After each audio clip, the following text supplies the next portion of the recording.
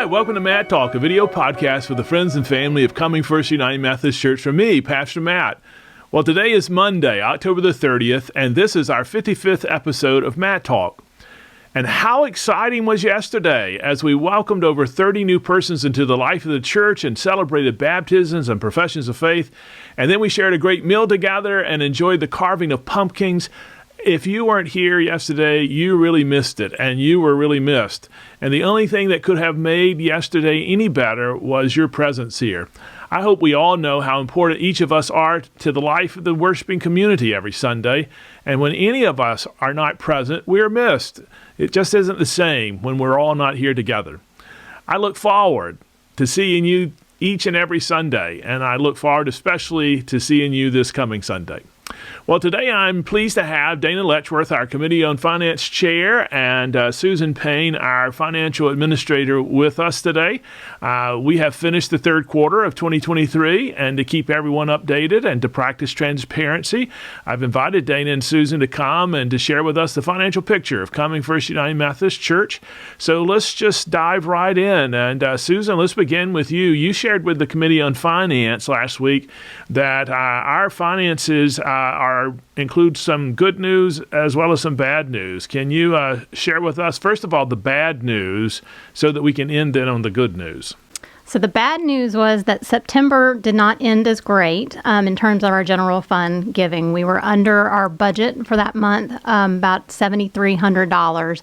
And then for the year, we are at negative $111,431.41 of expenses over income through the first 9 months.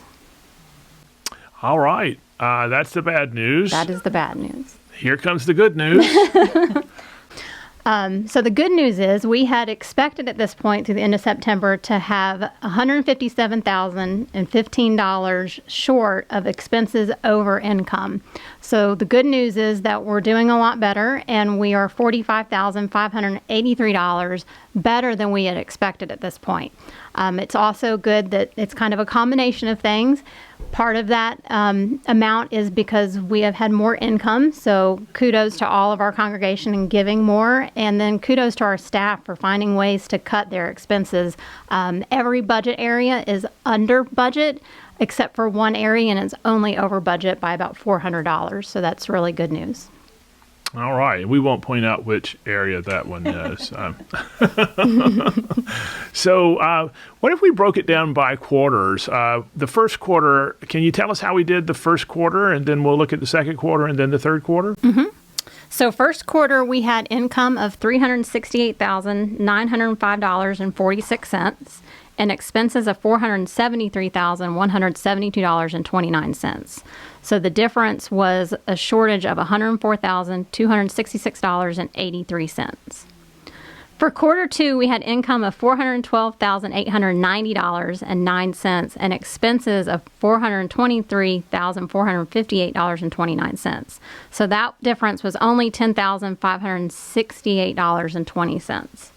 So third quarter numbers was income was $430,914.32. Expenses were $427,510.70. And the difference was positive of $3,403.62.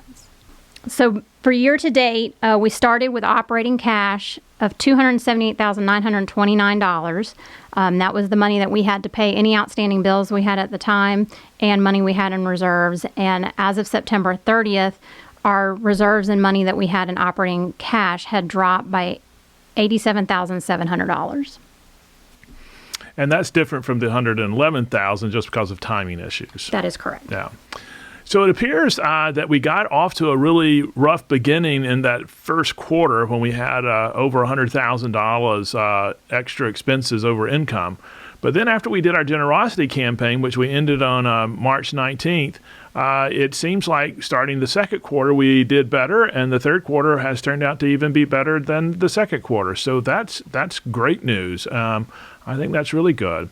So Just to let you know, these reports are available in today's e-news. You can scroll down below the Matt Talk and find the link there, and you just click on that link, and you can view these reports for yourselves. And, of course, at any time, if you have any questions, you can always call the church office or email Susan, and she'll be glad to answer your questions. Hard copies of these reports, if you can't get the link to work or you're not computer savvy or whatever, you can get a hard copy of these reports. They'll be in the narthex, in the connection room going into the Gloria Day service, as well as in the reception area here at the office. So, Susan, what else would you like to share as the financial administrator as we end this third quarter?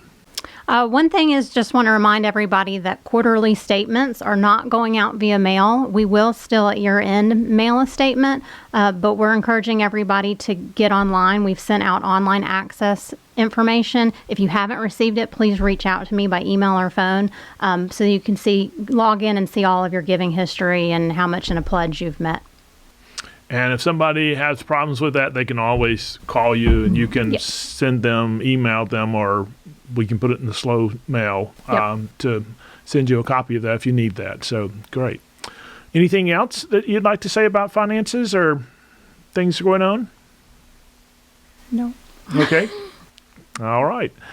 Well, Dana, so what are your thoughts concerning the finances of our church? And are you resting a little better since things are getting better and better? Although we're not there yet, they're getting better. They are absolutely getting better. I'm very encouraged. When you look at the numbers that Susan shared quarter over quarter, we obviously are growing every quarter in terms of our giving. And so that is fantastic news. You know, when we started the beginning of the year, we didn't know what to expect. Our generosity campaign didn't end until the first quarter, and so we had a lot of uncertainty going into the year as we were building the budget.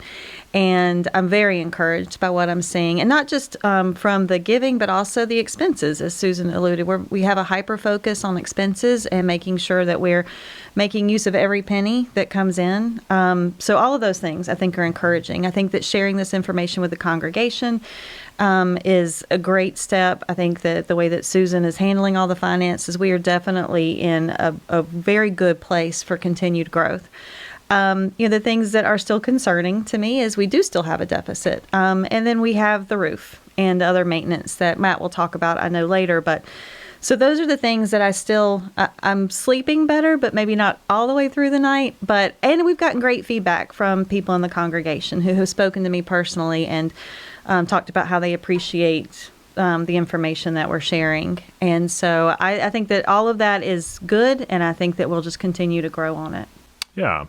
And the big thing I think that I keep trying to emphasize is that this is not, the finances is not just the responsibility of the Committee on Finance. The finances of our church is all of us. It's all of our responsibility. There's not a one of us who are members here at Coming First United Methodist Church who aren't responsible for the finances of the church, and thus we need to know what's going on so that we can live up to our responsibility. So thank you for taking time to listen to this and to be interested in the finances of the church and all the other ways that we share with that. So as Dana alluded, I think the big concern in the room that we're all facing is we do have to replace the roofs on both the Sanctuary Building and the Family Life Center, and estimates to do that are about $500,000. I know you've got a lot of questions about that, so I'm going to take next week's Matt Talk to talk more about that and hopefully answer your questions. If you have a specific question that you want me to address next week, if you'll go ahead and email that to me, I can try to do that when we talk about the roof next week. The roof does need to be done sooner than later because we are already experiencing some damage to the building because of the roof leaks. But we have put together a committee to do a campaign to raise money between now and Christmas Eve. And so we're on our way, and we'll be addressing that, and you'll be hearing more about that later. So is there anything else that you would like to talk with us about, Dana, that the Committee on Finance is working on or is doing or up to? We are working on the 2024 budget, and we will be completing that hopefully in the next month or so and sharing that with Church Council for approval. There will still be some uncertainties going into 2024, but we're working on that right now. And then a generosity campaign again in the early spring, much like what we did this year. And then we've also created and updated our financial policy, which is just all of the rules around how we collect the offering and how we manage our finances. So that is has been approved by the Finance Committee and will be shared with Church Council for approval next month. So a lot of good and necessary work that the committee is doing, and I think we're in good shape. Yeah. The financial policy, I think, is really important. I'm so glad we've gotten that ready for the Church Council to approve, because the Book of Discipline says that we're supposed to have a written policy of how we do our finances. I think it's also a good accounting practice that the auditors can see if we're following our policy. And that's been a little difficult in the past because we didn't have anything written down, but now we do. And so I think that's great, great success and great progress there. Well, I can't express adequately my appreciation and the appreciation of this congregation for the both of you. You're doing a wonderful job leading the finance area of our church, and we appreciate you all so much. And I think part of the reasons that our giving has been up and that things have been looking better is because of the way you're leading us and the way you're keeping the books and got them straightened out. And we all know where we are now, and we can actually share information and feel confident about it. And you can know what's going on as well. So I hope this is helpful. And thank you, Dana, and thank you, Susan, for all you're doing to keep Coming First United Methodist Church on good financial standing. And we'll continue to keep us all updated on how well we are doing together in financing the ministries of Coming First United Methodist Church, those ministries to which we feel God's calling us to do. And thank each of you for all that you do. And may our giving to the church truly be a spiritual act and an offering to God through the church. May we be mindful of the vision that we have and be faithful to attending to the vows that we each made to one another and to God to support the ministries of this church with our prayers, with our presence, with our gifts, with our service, and with our witness. I look forward to seeing you in Worship Sunday, and as we seek new ways to faithfully be the body of Christ. And I also look forward to sharing with you again next week another Matt Talk. And until then, may the peace and the joy of Christ be with you.